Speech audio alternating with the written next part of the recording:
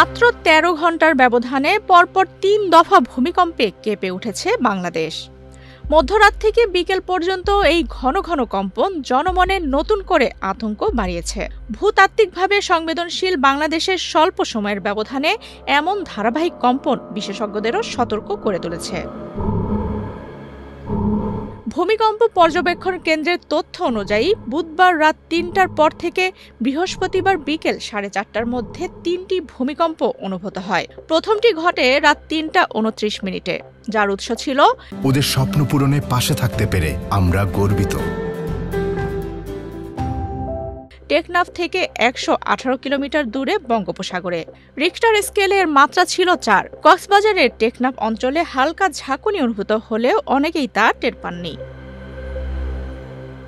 ভূকম্পন বিষয়ক platform volcano Discovery জানায়, বঙ্গোপসাগরে সংঘটিত এই ভূমিকম্পের গভীরতার তথ্য তারা নিশ্চিত না হলেও ইউরোপিয়ান সিসমোলজিক্যাল সেন্টার জানিয়েছে উৎপত্তি স্থল ছিল মাটির ১০ কিলোমিটার গভীরে। প্রথম কম্পনের মাত্র ১ মিনিট পর রাত ৩টা ৩০ মিনিট ৪৯ সেকেন্ডে দ্বিতীয় ভূমিকম্পনটি অনুভূত হয় সিলেটে, যার মাত্রা ছিল ৩.৪। আর এর উৎস ভারতের মণিপুর। মৃদু হওয়ায় এই কম্পনটিও অনেকেই টের পাননি। এরপর ২৭শে নভেম্বর বৃহস্পতিবার বিকেল ৪টা ৪০ মিনিটে ঢাকা সহ দেশের বিভিন্ন স্থানে তৃতীয় ভূমিকম্পটি অনুভূত হয়। রিখটার স্কেলে এর মাত্রা ছিল ৩.৬। ইএমএসসি জানায়, বিকেল ৪টা ১৫ মিনিট ৪৭ সেকেন্ডে এই কম্পন রেকর্ড করা হয়। ৩ দফা কম্পনের কোনো ক্ষেত্রেই তাৎক্ষণিক ক্ষয়ক্ষতি বা হতাহতের খবর পাওয়া যায়নি। এর আগে ২১শে নভেম্বর সকালে দেশজুড়ে শক্তিশালী ভূমিকম্পে কেঁপে ওঠে বাংলাদেশ। রিখটার স্কেলে ৫.৭ মাত্রার সেই কম্পনে শিশুসহ ১০ জনের মৃত্যুর ঘটনা ঘটে এবং আহত হন ৬ শতাধিক মানুষ। সাম্প্রতিক ধারাবাহিক ভূকম্পন সেই দুঃসহ স্মৃতিকে আবারও মনে করিয়ে দিয়ে নতুন করে উদ্বেগ বাড়িয়েছে সাধারণ মানুষের মধ্যে। বিশেষজ্ঞরা বলছেন, ভূমিকম্পের ঝুঁকির মধ্যে বাংলাদেশ। যে কোনো সময় হতে পারে বড় ধরনের প্রাকৃতিক দুর্যোগ।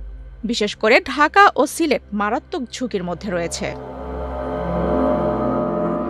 ভারত ও মিয়ানমারের প্লেট এবং বাংলাদেশের ভূতাত্ত্বিক অবস্থান বিশ্লেষণ করে বিজ্ঞানীরা বলছেন, যে কোনো সময় বড় ধরনের ভূমিকম্প আঘাত হানবে। রিখটার স্কেলের ৭ মাত্রার বেশি ভূমিকম্প আর এর কেন্দ্র ঢাকার চারপাশের এলাকা হলে রাজধানীর প্রায় ২ লাখ ভবন পুরোপুরি ধসে পড়বে। এমন ঝুঁকি থাকলেও ক্ষয়ক্ষতি মোকাবেলায় নেই পর্যাপ্ত প্রস্তুতি। গ্যাস বিদ্যুতের অপরিকল্পিত লাইন ভূমিকম্পে ক্ষয়ক্ষতির ঝুঁকি কয়েক গুণ বাড়িয়ে দিয়েছে। উচ্চমাত্রার ভূমিকম্প হলে মৃত্যু কূপে পরিণত হতে পারে পুরো ঢাকা শহর। বিভিন্ন পরিসংখ্যান বলছে, ঢাকা শহরে প্রায় ২১ লাখের মতো ভবন রয়েছে। তার মধ্যে ১৫ লাখ একতলা দোতলা, ৪ থেকে ৬ তলা ভবন রয়েছে প্রায় ৬ লাখের মতো, ১০ তলা ২০ তলাও রয়েছে। ঢাকার ১০০ কিলোমিটারের মধ্যে ৭ মাত্রার ভূমিকম্প হলে ২-৩ লাখ মানুষ হতাহত হবে। ঢাকা শহরের ৩৫% ভবনই ভেঙে পড়ার শঙ্কা রয়েছে। আফসানা রিপা, বাংলাদেশ প্রতিদিন।